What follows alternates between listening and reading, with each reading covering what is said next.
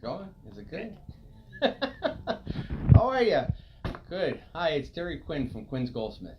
I am here to talk about the winner, the top three. I had top three of the 5 designs they came up with for our fall selection that we're going to have, so that we have some new pieces coming out.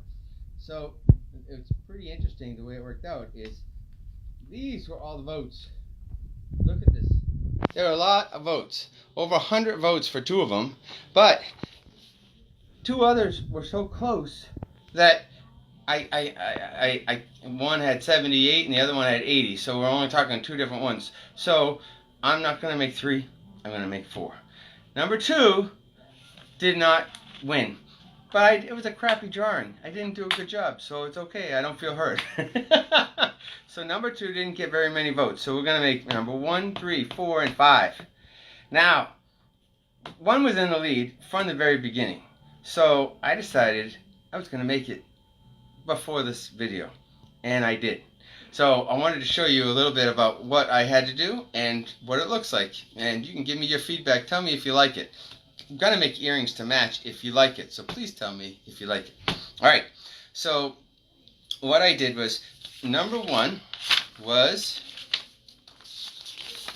this one. That was it, first one, and it sort of looks like crystals. So what I did was I took this piece of wax and I used a divider and I cut a slice off of it. Alright, so here's a slice, for example. So I took that slice off and then I angled the slice at the top right here. See that? Alright, but instead of it being a flat slice, I actually cut it as a square, and then I filed it down and filed it down on angles to make it look like a crystal, and as it's growing and then comes to a point at the top. Alright, now when you put all these together, you have to use a wax pen, which is right here, and if you remember, when you press the pen, it actually melts the wax, so it melts into it, so I can melt the pieces together. But to make sure they hold and don't fall apart, we use sticky wax. So this sticky wax is really sticky. So I can put sticky wax in between these 2 sections. So are you ready to see what I made? Here it is. I'm going to put it on a plain, well, I'll put it down here so you can see it next to the pendant. So here it is. That's number 1 of 5. Now, what I really would like to do is, and if you notice, there are different levels, different angles. I'm going to make 2 earrings to match that'll be similar but totally different. Every shape or an angle will be slightly different from what you see here, but that way there will be a right and a left, and it'll look like a match, but all 3 will be slightly different, which would be, to me, that's the best. Alright, and then what I'm going to do is, on some of them, especially you might have stones at home, like if you have diamonds from a diamond ring that you inherited, or that comes out of a ring, or even a stone that you've gotten over the years, a different color, I can notch one of these on the top and notch one on the bottom and slide a stone in, so there'll be stones at different levels in between these crystals, like they're actually crystals in the earth with diamonds or emeralds growing out of them. I think it's going to be really cool. So that's it. That's number 1. Please let me know if you like it, and share it with a bunch of friends. That would be really nice if you could share it with maybe 5 people. That would be awesome. Alright, so please let me know if you like it. If you want me to change it, right now I'm going to make the first one up, cast it, and you'll probably see it finished. Alright, now number 2 didn't make the cut. That's number 2. So that's okay. That's trash. We'll save that for another day. Alright, now number 3 is right here. Now most likely I'm going to make this out of wax, but it's a different kind of wax. This wax is a softer wax that I will be able to bend and manipulate. And then what I'll do is I'll take that sticky wax I talked about and I'll tack it in 2 or 3 different places so that this shape will always stay the same shape. It's not something that could bend over time. time and come out. It'll be attached and it'll always stay firm, which would be nice. Alright, so that's number 3. Number 4. Number 4 is probably going to be the last one because that's the most amount of work. Because each one of these pieces is going to have to be made by hand and lasered in front and back all the way around. But not seeing it here on this piece, it's actually going to be elevated. So I'm going to have it coming up in the center. And that's a hole where this is going to be a stone. And inside of this hole we'll be able to put a stone, any different shape or size, or 2 or 3. It'll be really cool. Alright, and then the last one is number 5. This one also made the cut. Now, the nice thing about this is I'm actually not going to make this out of wax at all. I'm going to make this solely out of metal. I'm going to buy about a 2-foot strip of gold. We have a rolling mill. So what I'll do is I'll roll out the gold to the right. Actually what we do is we buy gold wire. And when we flatten that out, then the top of the wire is not flat. It's rounded because of the round wire. So the top and the bottom will be rounded so it has a nice smooth edge. And I will be able to laser them in at different levels. Similar to, if you remember, I had said similar to a peacock. So peacock feathers are layered. They're not all at one level. So I'm not going to make this at one level. I'm going to make it elevated in different levels. And then I can add stones afterwards. But I'll show you the finished piece first. I think it's going to look really cool just the way it is.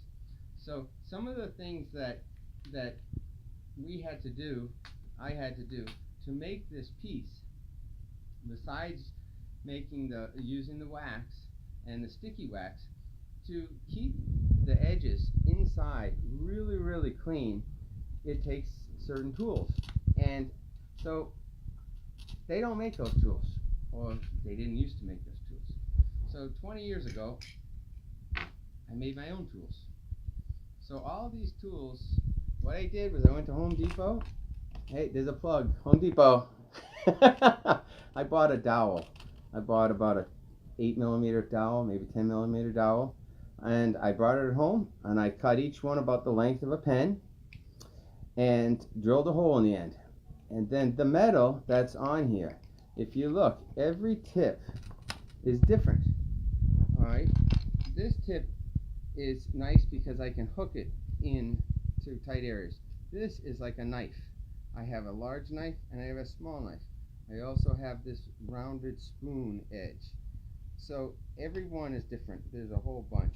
This one here is really describes in lines. I can cut in letters. I can cut in your initials or my initials, or I do some drawing or writing. So there's about 10 different ones. I'm just showing you some examples.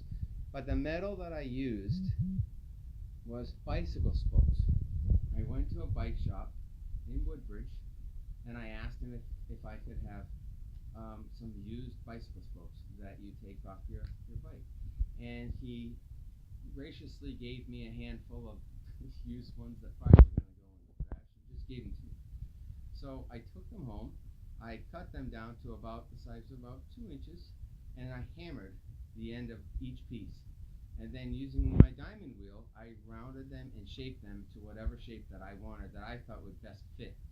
After I made the 10, maybe I made 2 or 3 more down the road. Once I needed one and I couldn't find it, I made it. So now I've got a whole handful of pieces that help me make the best I can be, right? So that's what we're going to be using. The nice thing about bicycle spokes is that this metal, because it's soft, I can actually feel the vibration through the stem into my fingers, so I know how hard to press, because you have to be very careful when you're carving wax. Nice part about wax is it comes in many different hardnesses. So this is a medium. All right, the blue wax is softer, and the purple wax is really hard. So this being a medium, it gives me the ability to manipulate it and not have to push down too far. And when you use steel, you can't feel how hard you're pushing. So this actually works out much better. So that's it. That's the story for the day. So the next few days, I am going to be working on number 5, number 4, number 3, And as you see, number 1 is done. So I am really psyched. I'm happy. I feel like it's only been a week and I've already been able to make this wax. And next time you see it, it will be in metal, whether it's in gold or silver. Some of these I'm going to make in silver so it's more affordable for people. Some people want to come in and get a custom piece and they'll be able to get it for maybe $300 or so. Or maybe less. I don't know. We're going to find out. It's done by weight. When it's all done, I put it on the scale, figure out the weight, and that's how we figure out the price. So, thanks a lot for tuning in. I'm sorry I was a little bit late.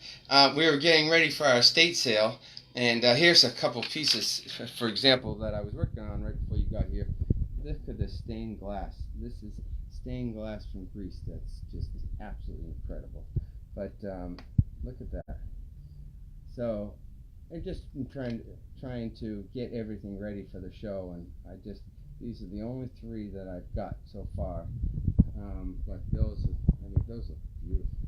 So if you want something that is a reasonable price, you'll be shocked. These are all under $300. Any one of these pieces, they are in sterling silver, but it is the real glass, it is real lapis, it is a real little diamond in here. But they're all under $300, and we're gonna have some killer stuff for the stage show. So I hope you can make it. If you don't know about it, it is next Monday for the whole day. It starts at 10 a.m. and it goes to 8 p.m. And it is only one day. We don't get the stuff in on Sunday. Show it early. It is flying in. He stays with it. He shows it, and he's gone. So I hope you can make it next Monday. And by maybe next Monday, I'll have another piece done, and you can ask me, mention this, and I will show you what I've got.